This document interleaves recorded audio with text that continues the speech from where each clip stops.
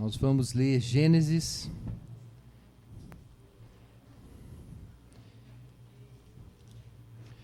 capítulo 23, um trecho do capítulo 24 e depois um trecho do 25.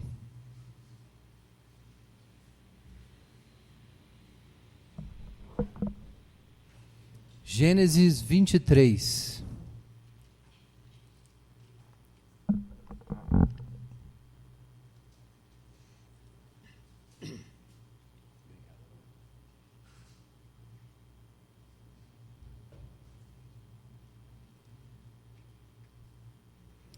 Tendo Sara vivido 127 anos, morreu em Quiriate Arba, que é Hebrom, na terra de Canaã.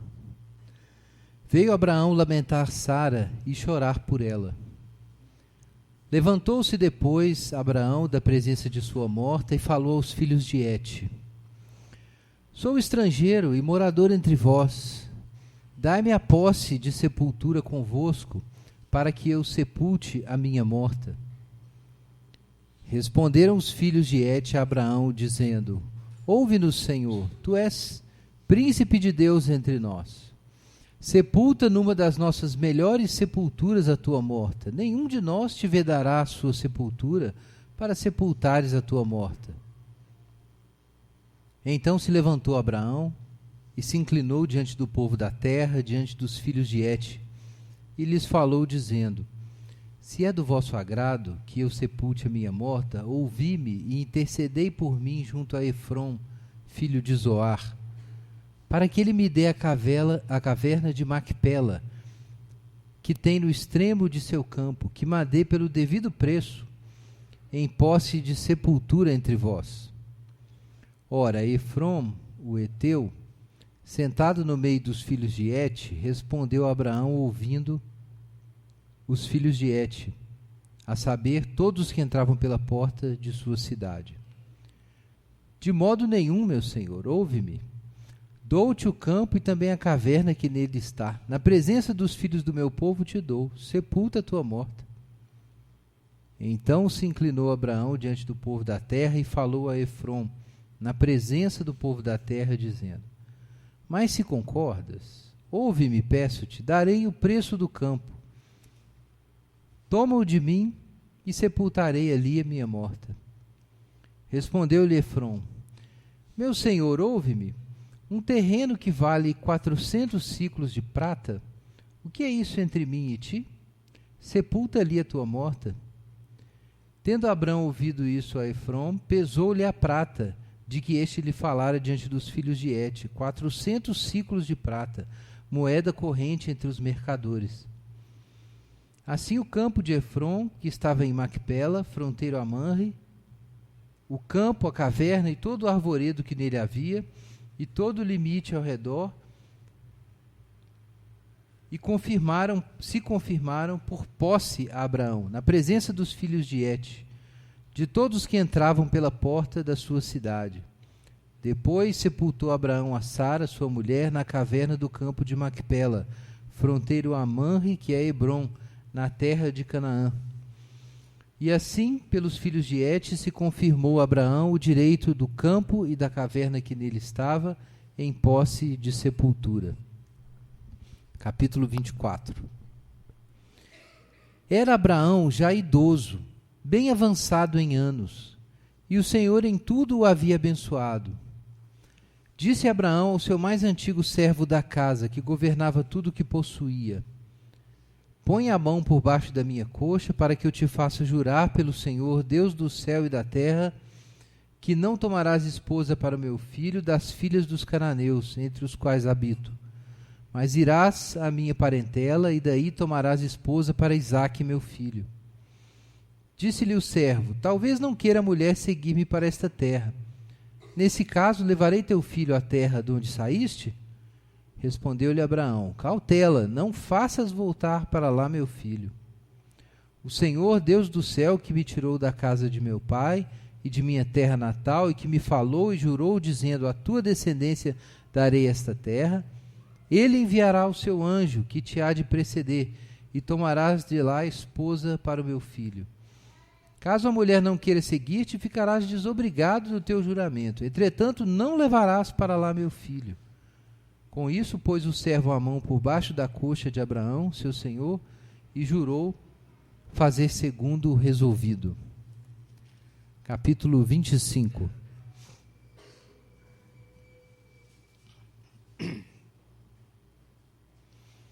Desposou Abraão outra mulher, chamava-se Quetura. Ela lhe deu à luz a Zinrã, Joxã, Medã, Midian, Isbaque e Suá. E Joxã gerou a Seba e Dedã. Os filhos de Dedã foram Assurim, Letusim e Leumim. Os filhos de Midian foram Efá, Efer, Enoque, Abida e Eida. Todos estes foram filhos de Quetura. Abraão deu tudo o que possuía a Isaque, porém aos filhos das concubinas que tinha deu ele presentes, e ainda em vida o separou de seu filho Isaque, enviando-os para a terra oriental. Foram os dias da vida de Abraão 175 anos. Expirou Abraão, morreu em ditosa velhice, avançado em anos, e foi reunido ao seu povo. Sepultaram-no Isaque e Ismael, seus filhos, na caverna de Macpela, no campo de Efron, filho de Zoar, o Eteu, fronteiro a Manre, o campo que Abraão comprara aos filhos de Et. Ali foi sepultado Abraão e Sara, sua mulher. Depois da morte de Abraão, Deus abençoou a Isaque, seu filho. Isaque habitava junto a Beer-Lahai-Roi. Amém. Vamos orar.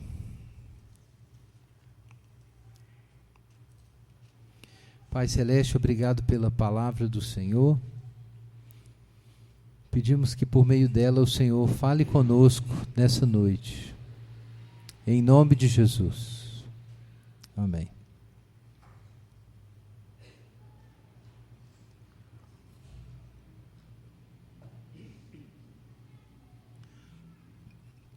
Irmãos, nós estamos no finalzinho da história. Já tem algumas semanas que a gente está aí nessa jornada com Abraão. Passamos na semana passada por um momento crítico, que foi Moriá. E daí nós falarmos que o tema hoje seria depois de Moriá. O que é que se faz depois de Moriá? Moriá foi o clímax da jornada de Abraão, no seu caminho de aprender a abrir mão todas as coisas, mas sempre esperar de Deus todas as coisas. Foi um caminho difícil, e isso não é, andar nessa corda bamba, não é simples. É mais fácil abrir mão de todas as coisas, perder tudo, se desvincular de tudo, e você, como eu brinquei na semana passada, virar um monge budista, você praticar a negação de tudo que é, e buscar o nada, que não é necessariamente o nada, mas é simplesmente nada do que nós conhecemos aqui, mas pode ser o próprio nada. A resignação absoluta. Muita gente pensa na religião assim, é só isso, a resignação absoluta. É você não pensar nas coisas desse mundo, é você transcender. Mas não foi o caso de Abraão, né? Abraão entregou todas as coisas. Ele entregou o próprio filho dele, mas ele esperava a ressurreição. Os irmãos lembram disso? Abraão dizendo para os servos: olha, nós vamos ali sacrificar e depois voltaremos. Então Abraão tem fé. E não é fé num sentido muito específico. Abraão acredita que Deus agirá na sua história, no tempo e no espaço. Que o Deus que o chamou está conduzindo a história e vai levar eles para esse clímax. Mas Abraão podia também ser um adepto da teologia da prosperidade, né? Ele podia ser aquele sujeito que não abre mão de nada, porque tudo tem que acontecer ao mesmo tempo agora, porque eu tomei posse. E eu tomo posse agora, e eu ordeno que aconteça isso ou aquilo. E eu declaro a palavra, eu envio a palavra de poder.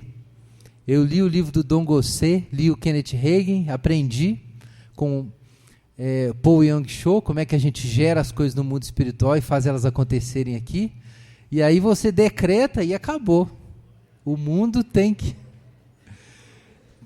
garantir o que você quer. E Deus prometeu para você um filho, você tem um filho, e aí Deus fala, agora vai lá em cima e sacrifica o seu filho. Então não é apenas a resignação absoluta. Seria mais fácil, né, a gente não amar nada desse mundo nesse sentido, se desconectar de tudo, perder no coração todo vínculo com as coisas. É mais fácil viver assim, porque aí você não sofre a perda, né? Você não sofre a perda. E veja que coisa, é aquilo que mais Abraão amava, o seu filho. Então ele tem que entregar seu filho. Então Abraão está andando nesse meio difícil, nós vamos falar mais dele. Mas eu quero lembrar isso aos irmãos, antes da gente continuar a nossa reflexão sobre esses 3 quadros que a gente leu agora. É que esse é o caminho da fé.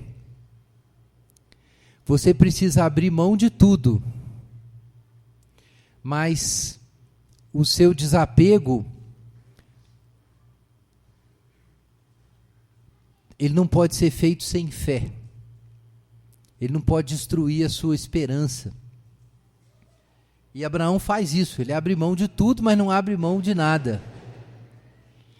Ele abre mão de tudo, entendendo que receberá tudo das mãos de Deus. Ele abre mão de controlar as coisas, na verdade. E aí a gente começa a entender o que é o caminho da fé. Abraão, a cada dia, precisa crer que Deus vai lhe dar todas as coisas, mas precisa abrir mão de todas as coisas. Então, do que Abraão está abrindo mão, afinal de contas? Do controle. É disso que ele está abrindo mão. Ele vai esperar as coisas da mão de Deus, no tempo de Deus, do jeito de Deus. E se não chegou ainda a resposta, a gente caminha mais um pouquinho, porque Deus não vai falhar nas suas promessas. E a gente continua caminhando. Então esse é o que Søren Kierkegaard chamou de o cavaleiro do infinito. O cavaleiro do infinito é esse sujeito que é capaz de se alimentar o tempo inteiro do infinito, sem odiar o finito, que são as coisas do dia a dia, mas também sem se apaixonar por elas mais e amá-las mais do que a Deus. E para cavalgar você precisa ficar em pé, não pode, como Chesterton dizia isso, que existem infinitos ângulos para cair, só um para ficar de pé. Mas no caso do cavaleiro, você pode cair dos dois lados, né? Você pode cair para escapar do finito e pode cair para o lado de querer, de se apaixonar pelo finito e não conseguir largar. Irmãos, é um caminho fácil não, esse caminho de Abraão. E Abraão agora é desafiado novamente, mas ele não é desafiado depois de Moriá pelo extraordinário, porque Abraão e Moriá é o extraordinário, é o miraculoso. É inacreditável que um homem chegue a esse ponto na sua caminhada de fé, que ele mantenha a fé em Deus, mantenha o caráter e não fique louco nesse momento climático aí de teste, nesse ponto de estresse absoluto, ter que levar seu filho para o monte e sacrificar. Ele pode fugir, ele pode correr, ele pode mandar o filho dele embora, ele pode pedir para Deus matar ele. Ele tem várias coisas que ele pode fazer. Ele pode também ficar louco, falar, Deus, também não quero saber de nada, não, e matar o Isaac de raiva, depois de Deus fazer tanta pegadinha com ele, tanto teste com ele. Ele podia desistir, mas ele vai, por assim dizer, com sangue frio, até o final do teste.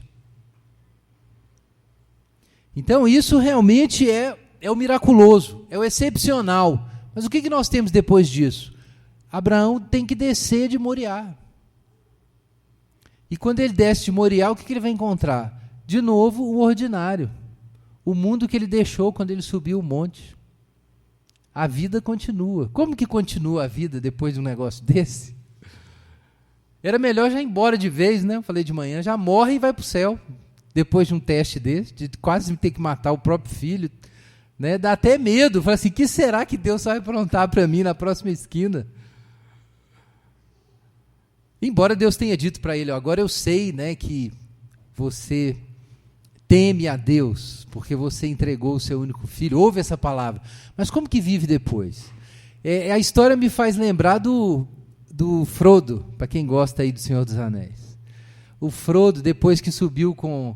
Frodo Baggins, depois que subiu com o Sam para a Montanha da Perdição, e eles jogaram um anel lá de cima, e aí eles têm que voltar para casa. Agora, como é que volta para casa? Eles chegam lá no condado, ninguém nem sabe o que eles são, o que eles fizeram, olha o cara feio para eles. Esse pessoal andando esquisito agora, né, com essas roupas diferentes. O pessoal chegou de cavalo se achando. E todo mundo que era diferente no condado era olhado torto, né? Era olhado, os hobbits não gostavam de quem se diferenciava, né? De quem tinha algum diferencial, alguma coisa singular. Não gostavam de aventureiros. E aí chega esse pessoal e como é que eles continuam a vida? Tem um ponto na história em que o Frodo lembra que a ferida dele no topo do vento nunca fechou, nunca sarou. Não, isso não está na Bíblia não, isso está no Senhor dos Anéis, tá, gente? Que alguns aqui eu sei diriam que é quase a Bíblia, mas não é. Mas... alusões à parte, e essas alusões sempre vão ter, um dia você vai ter que ver esse filme, porque a gente fala dele sempre, né? Mas a história faz a gente pensar nisso mesmo, como é que se vive o ordinário depois de encarar o extraordinário? Como é que você desce para o temporal depois que você viu o eterno assim, da sua janela? Como que você faz? E aqui a gente tem 3 quadros da vida de Abraão no final, que falam disso, que Abraão, depois que desce de Moriá, depois que tem aquela experiência fabulosa, ele tem que encarar de novo o temporal, e o temporal significa o fim. O temporal significa a mortalidade. Como Paulo, né, viu Cristo ressurreto, mas pensou assim, mas eu ainda vou morrer. Eu tenho que encarar, eu sei que eu vou ressuscitar depois, mas eu vou ter que morrer. E você ter que morrer, de certa forma, é como ter que viver como se a ressurreição não fosse real. É ter que encarar isso, porque a ressurreição de Jesus aconteceu, mas ele é as primícias dos que dormem. Não é a ressurreição de todo mundo ainda. Tem que esperar a hora que Jesus se manifestar. Aí vai ter a ressurreição final. Então é glorioso você ver aquela janela, contemplar através dela, ver o seu futuro, ver as nações, olhar para as estrelas e Deus transfigurar aquilo e mostrar que as estrelas, há menos estrelas no céu do que a sua descendência. É fantástico você ter uma visão do céu que te mostra o sobrenatural, mas aí você desce e você tem que viver o natural, você tem que viver o finito, o temporal. E o que Abraão tem que enfrentar depois dessa experiência? A sua companheira de aventuras morre, é a primeira coisa. Sara morreu. Sara morreu, Isaac está ali para alegrar a vida de Abraão, apesar de Moriá. Mas Sara morreu e Abraão continua sem terra, né? Ele não tem nem onde enterrar Sara. De certa forma, aqueles milagres que Abraão vivenciou, e eles aconteceram, estão no passado. O que Abraão pode fazer é se lembrar disso, guardar essa memória. O que ele pode fazer? Agora ele tem que arrumar um túmulo para Sara. Um lugar onde ele vai ser enterrado com ela. Mas ali está Abraão morrendo, perdendo a sua esposa, sem terra, como um peregrino qualquer. Não é o pai da fé? Não é o cavaleiro da fé de Kierkegaard? Quer dizer, ele já é, mas ainda não é reconhecido assim. Ele não é o pai das 3 grandes religiões abraâmicas. Ele é só o Abraão, o peregrino que vive ali depois do morro. Isso aqui faz a gente lembrar da experiência imediata de Abraão, logo depois que ele é chamado. O primeiro teste de Abraão é: sai da tua terra, da tua parentela, da casa de teu pai. Então ele sai de Ur dos Caldeus, depois vai para Arã, sai de Arã, Deus manda ele sair de lá depois que Tera morre. Ele desce para a terra que Deus indicou para ele, peregrina naquela terra, mas depois o que acontece? Naquela terra há fome. E Abraão se apavora e foge para o Egito. E no Egito ele tem medo de contar que Sara, na época Sarai era sua esposa. Aí o faraó cresce o olho nela e toma a esposa de Abraão. E ele não tem coragem de falar nada, ele fica caladinho. E ali está Abraão, o pai da fé, longe da terra que Deus deu para ele, quase perdendo a mulher estéril, da qual supostamente ele teria filhos, e enriquecendo ainda na terra de Abraão. Isso é o que? Tentação, irmãos. Mas é chocante pensar que a tentação que Abraão experimentou no início da sua carreira continua presente no final. Porque no final, depois de toda aquela caminhada, depois de Moriá, aí nós temos Abraão sem mulher e sem terra. Abraão continua quase na estaca zero. Se não fosse Isaac, né, a gente diria que era estaca zero. Continua sem terra. Veja só, irmãos, Abraão tem que negociar para ter uma terrinha. Deus prometeu uma terra para Abraão e Abraão morre com um lote. Um lote que ele pagou o olho da cara. Porque talvez você não tenha percebido a negociação aqui, mas Abraão chegou e falou, gente, eu queria um lugar para enterrar a minha mulher. Aí o pessoal falou, claro, pode enterrar. Não é igual aquele irmão que fala assim, vai lá em casa um dia. Qualquer dia você vai lá em casa, tá? Já viu esse convite? Convite paulista, o pessoal fala, né? Vai lá em casa um dia. Então foi assim, pode enterra sua esposa aqui, mas Abraão sabia que tinha um processo longo ali de negociação. Então ele fala, não, fala com fulano de tal que eu quero enterrar na terra dele. Aí ele falou, claro, pode enterrar aí na minha terra. Aí Abraão fala, não, mas é porque eu quero comprar a terra. Aí o sujeito fala, mas é claro, você pode comprar a terra. Lotinho aí de 360 metros, 4 milhões de reais, uma pechincha. Que aqueles 400 ciclos de prata, meu irmão, não era 10 centavos, não. Aquilo era muita grana. Abraão tinha grana, mas eu não sei quanta grana sobrou depois disso. Porque foi muito caro. 400 ciclos de prata era muita grana. E Abraão teve que fazer, ele não tinha opção, né? Ele tinha que enterrar a esposa. E vejam que coisa, Deus prometeu uma terra para Abraão, mas Abraão no final ele tem um lote que ele pagou. Não teve nada de sobrenatural no processo, nada de excepcional, e ele foi e enterrou ali sua mulher. E depois daquele convite, daquela vocação fabulosa que Deus deu para Abraão, quando ele está perto de morrer, é isso que ele tem. Um filho e uma mulher enterrada num pequeno pedacinho de terra, na terra prometida. O que nós temos aqui nesse primeiro quadro é Abraão lidando com o fato de que os sinais que Deus tinha manifestado para ele já estavam ficando no passado, né? É isso que significa a morte de Sara, é o passado que tem que ser deixado. Existe também o futuro, né? Abraão também está passando. Então ele chama o servo e fala, olha, meu filho, dá um jeito aí, me ajuda, porque meu filho tem que casar, tem que ser com alguém da minha família, não pode ser com o povo da terra. Aqui também Abraão mostra a sua fé.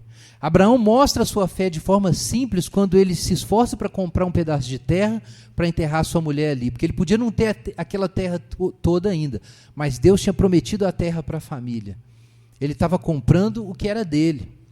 E depois é o que ele faz, ele diz assim, olha, não é para tomar esposa para meu filho aqui da terra. Por que Abraão falou isso? Porque Abraão sabia que quando enchesse a medida da iniquidade dos cananeus, Deus ia passar o rodo ali. Deus ia tirar todo mundo. A gente sabe que Abraão já tinha visto Deus fazendo isso, inclusive no caso de Sodoma e Gomorra. E quando enchesse a medida da iniquidade, ele ia remover aquele povo ali da terra, e a terra ia ser entregue para a sua descendência. Mas não era o momento ainda.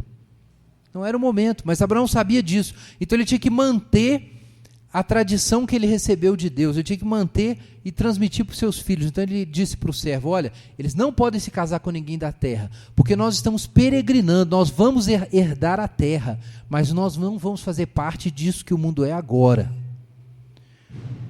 A gente passeia por esse mundo, passeia por essa sociedade, peregrina por ela, serve, luta guerras, como eu disse, a gente participa, mas a gente não vira parte desse universo.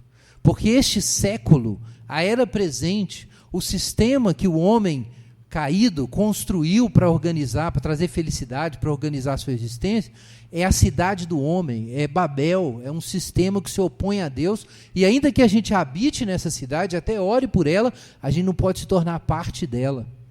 Então, na verdade, em coisas bem prosaicas, Abraão está mantendo a sua fé. Enterrando Sara naquela terra, vejam que coisa, mas ao mesmo tempo, buscando uma esposa para o seu filho em outra terra, se esforçando para enterrar sua esposa naquela terra, mas buscando uma esposa para o seu filho em outra terra. Abraão está andando nessa corda bamba. Ele está andando sobre a promessa de Deus. Deus vai dar a terra e vai dar para ele uma descendência. Mas para isso acontecer, ele tem que ficar firme na terra sem fazer parte do mundo. E nós temos o terceiro quadro, que é a própria morte de Abraão. Um pouquinho antes da morte de Abraão, no capítulo 25, Abraão se casa de novo. A vida começa aos 40, não é? O pessoal fala. O que é isso? Abraão começou outra vez. Muita mulher casada, só de pensar nisso tem arrepio, né? Tem mulher que fala, se você casar com outra depois de mim, eu vou te assombrar. Pois Abraão foi lá e casou outra vez, e teve filhos, e teve as concubinas, como era o costume da época, e teve muitos filhos. Mas Abraão sabia muito bem que esses filhos não eram os filhos da promessa. Ele manteve o juízo, o que ele faz? Ele aparta esses filhos do seu filho Isaque, enviando-os para o Oriente. O que surpreende nesses três quadros? É que em cada um deles, irmãos, de um jeito ou de outro, Abraão está se comportando como qualquer pessoa se comportaria, exceto que ele continua fiel à promessa. Ele enterra a sua esposa na terra que ele vai herdar um dia. Ele não permite que o seu filho se case com uma mulher da terra, porque Deus vai remover aquela população. E ele tem mais filhos, mas ele não confunde a herança do filho que Deus elegeu em relação à herança dos outros filhos. Então Abraão está claramente, irmãos, continua andando pela fé. Mas ele está andando pela fé em situações completamente ordinárias, como eu disse. Não existe nada de excepcional nessas situações. Abraão tem que enterrar a mulher, arrumar uma esposa para o filho e continua a vida dele. Parece que o encontro com o eterno, com o absoluto e a relativização de todas as coisas temporais, que é o que aconteceu em Moriá, não destruiu em Abraão a capacidade de viver um dia de cada vez. Apesar de tudo, Abraão continua vivendo a sua vida, até a hora que Deus colocar um ponto final nela. Enterra os seus mortos, cuida do seu filho, tem mais filhos, mesmo sabendo que eles não são os filhos da promessa. Abraão continua vivendo no ordinário, continua obedecendo a Deus no comum. Isso é estranho de imaginar, por isso que eu falei que, porque quando você vê o extraordinário, você não quer voltar, irmãos, para o ordinário. Vou contar só um caso para vocês. Pedro, Tiago e João no alto do morro com Jesus, e ele foi transfigurado diante deles. E aí apareceu Moisés e Elias.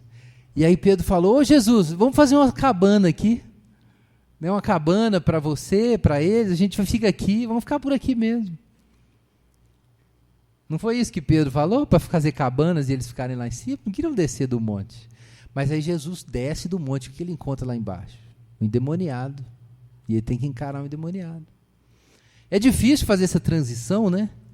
Você contempla a face de Deus e volta para o dia a dia e descobre que o dia a dia é tão comum, tedioso, sem graça, típico, como o de qualquer outra pessoa. Depois de uma experiência dessa, você pode até ficar pensando assim, será que de fato eu encontrei o extraordinário? Porque minha vida não é extraordinária. Minha vida é uma vida comum, de qualquer pessoa. No Temor e Tremor, Kierkegaard fala muito sobre isso, que o cavaleiro da fé, você não sabe quem é o cavaleiro da fé. Ele, aparentemente, é uma pessoa absolutamente comum, ordinária. Não é ordinário no sentido pejorativo, não, tá, irmãos? É ordinário do sujeito que não presta. Ordinário no sentido do que é corrente, do que não é excepcional, que é do dia a dia. Quem é o cavaleiro da fé? Quem encontrasse ali Abraão, casado com Quetura, tendo filhos e tal, cuidando da sua casa, jamais imaginaria o que ele passou, e particularmente o que aconteceu em Moriá. Jamais imaginaria. Quem é Abraão? Ainda que seja um príncipe, como um príncipe de Deus, né? Como disseram os filhos de Et, puxando o saco de Abraão, para fazer um bom negócio com ele, ainda assim, era só um peregrino na terra. Quem é o cavaleiro da fé? Pode ser ali o padeiro, o cavaleiro da fé está fazendo pão, dirigindo ônibus, está vendendo roupa na loja, está trabalhando no escritório durante a semana, está cozinhando, está varrendo o terreiro. O cavaleiro da fé está por aí. Você olha e não sabe. Você não faz ideia de quem é exatamente o cavaleiro da fé. Porque o cavaleiro da fé não é apenas o sujeito que aprendeu a contemplar e se alimentar do eterno. Mas é também o sujeito que aprendeu a viver sua esperança dentro do temporal. Que aprendeu a dar graças a Deus pelo dia de hoje e enfrentar aquilo que Deus coloca diante dele no dia de hoje. Isso não significa que ele não vive a partir do eterno e do futuro que o eterno prometeu. Mas é que ele vive essa esperança no presente, do jeito que o presente é. Se o presente te oferece uma perda, como a perda de Sara, então você vai encarar isso com coragem, sem desesperar, sem querer fugir do mundo. Vai viver um dia de cada vez. Abra sua Bíblia em Hebreus capítulo 11.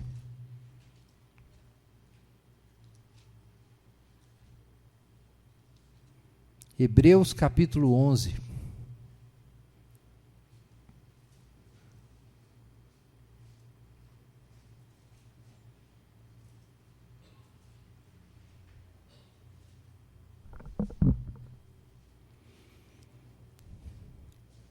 Versículo 8 até o versículo 16. Pela fé, Abraão, quando chamado, obedeceu, a fim de ir para um lugar que devia receber por herança, e partiu sem saber aonde ia. Pela fé peregrinou na terra da promessa, como em terra alheia, habitando em tendas com Isaque e Jacó, herdeiros com ele da mesma promessa. Porque aguardava a cidade que tem fundamentos, da qual Deus é o arquiteto e edificador. Pela fé também a própria Sara recebeu poder para ser mãe, não obstante o avançado de sua idade, pois teve por fiel aquele que lhe havia feito a promessa. Por isso, também de um, aliás já amortecido, saiu uma posteridade tão numerosa como as estrelas do céu e inumerável como a areia que está na praia do mar. Todos estes morreram na fé, sem ter obtido as promessas. Vendo-as, porém, de longe, saudando-as, e confessando que eram estrangeiros e peregrinos sobre a terra, porque os que falam desse modo manifestam estar procurando uma pátria, e se na verdade se lembrassem daquela de onde saíram, teriam oportunidade de voltar. Mas agora aspiram a uma pátria superior, isto é, celestial. Por isso Deus não se envergonha deles, de ser chamado seu Deus, porquanto lhes preparou uma cidade. Ora, para que serve a fé? E o que significa ter fé? A fé é exatamente para você caminhar enquanto a promessa não se cumpre. A fé não se trata, em primeiro lugar, como virtude que Deus coloca no seu povo, de um meio de obter coisas extraordinárias. A fé é o meio de você ter uma vida extraordinária enquanto tudo continua ordinário. É assim que Abraão glorifica a Deus. Abraão glorifica a Deus porque enquanto as coisas aparentemente não mudam, Abraão continua caminhando pela fé. É por isso que ele glorificou a Deus. O nosso texto aqui é claro. Todos estes morreram na fé, sem ter obtido as promessas. Vendo-as, porém, de longe e saudando-as, confessando eram peregrinos e estrangeiros sobre a terra. Então a fé significa isso, uma capacidade, como diz, e eu quero repetir isso, Kierkegaard, de você cavalgar, mantendo a sua visão no infinito, mas mantendo seus pés no finito. Como eu disse, é muito fácil você se desesperar nisso. Você querer saltar logo para o eterno e desistir do momento presente que Deus colocou diante de você, que é a jornada que você tem que enfrentar agora, e que aparentemente não tem nada de extraordinário. Ou você pode chutar Deus para lá e buscar a sua felicidade temporal.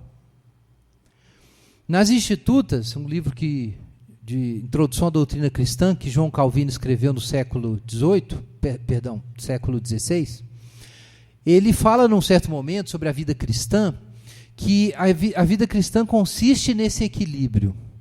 Você é capaz de amar as coisas do mundo e ser grato a Deus por elas.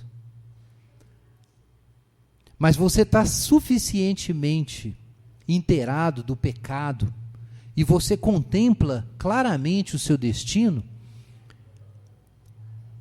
de forma que você não se torna apaixonado, aprisionado pelas coisas desse mundo. Por outro lado, você sabe que existe pecado no mundo e que as coisas que Deus propõe para você são muito melhores. Mas isso não destrói sua capacidade de agradecer a Deus pelo que Ele te dá hoje. E isso, segundo Calvino, é a essência da vida cristã. É você caminhar nesse centro em que você agradece pelas coisas temporais, mas se alimenta, em primeiro lugar, do eterno. Em que você recusa ficar aprisionado pelas coisas temporais, mas nem por isso deixa de agradecer e desfrutar daquilo que Deus te dá no dia de hoje. Esse eixo não é fácil, irmãos. Cavalgar esse cavalo da vida cristã não é fácil. Esse centro em que você ama as coisas temporais o tanto que elas devem ser amadas. E você recusa as coisas temporais somente na medida em que elas te separarem do eterno. Esse é o centro que Abraão viveu. Abraão vive o tempo inteiro a partir do eterno. O senso do infinito está sempre presente. Mas nem por isso ele deixa de viver o presente que Deus coloca diante dele. E é por isso que Abraão é capaz de morrer na fé, saudando, mesmo velho, depois de tudo que ele passou, ele continua olhando as promessas de Deus lá na frente e continua sorrindo para elas, sem mágoa, sem desespero, sem raiva porque Deus demorou a cumprir, ou porque Deus mandou ele fazer isso ou aquilo, sem se desprender das promessas de Deus. Ele continua caminhando e continua sorrindo para as promessas que estão lá na frente e que só o filho, o neto, o bisneto vão encarar. Irmãos, essa é a fé que vai trazer glória para Deus. Essa foi a tentação que Jó quis lançar. Quando Deus disse, viste o meu servo Jó? Então o Satanás falou assim, olha, Jó só te segue porque tudo dá certo para ele. Deixa eu tocar na vida e nos bens de Jó, que ele vai te negar. E como é que Deus mostra para os anjos, para os demônios, para todas as criaturas do universo, que o seu bem e o seu amor é invencível? É quando ele pode mostrar para os anjos, os demônios e todas as criaturas, pessoas que têm uma fé invencível. Vamos orar agora, irmãos? Enquanto os irmãos distribuem os elementos para a gente tomar a ceia, ore sobre isso diante do Senhor. É claro que a gente quer o cumprimento das promessas, mas Deus quer mais do que isso.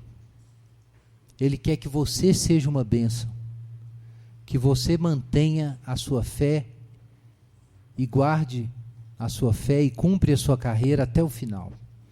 Vamos orar sobre isso agora, enquanto os elementos são distribuídos.